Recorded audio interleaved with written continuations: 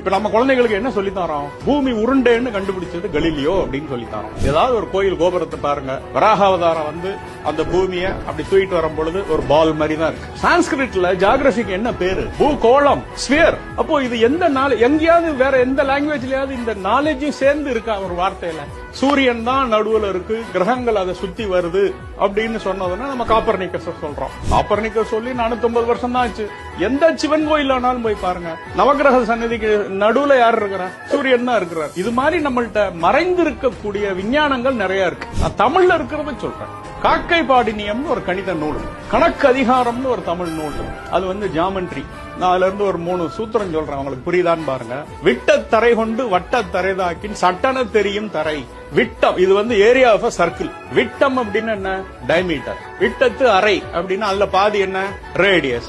வட்ட அப்படின்னா சர்க்கம்ஃபரன்ஸ். அதுக்கு என்ன ஃபார்முலா? 2πr. வட்டத்துல அரை என்னது? πr. ரெண்டையும் தாக்கின் பெருக்கினால் விட்டத்தரை ஆர், வட்டத்தரை πr, πr ஸ்கொயர்ட். சட்டன தெரியும் தரைன்னா ஏரியா ஆஃப் த சர்க்கிள். இது நம்மள்ட்ட இருக்கு, புதுசா நான் கண்டுபிடிச்சு சொல்லல.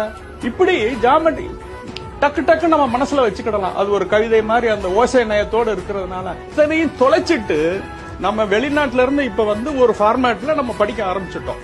வேண்டான்னு சொல்லல, நம்ம நாலேஜ் சிஸ்டத்துல இருக்குங்கிறத நம்ம என்னைக்கு தான் கண்டுபிடிக்க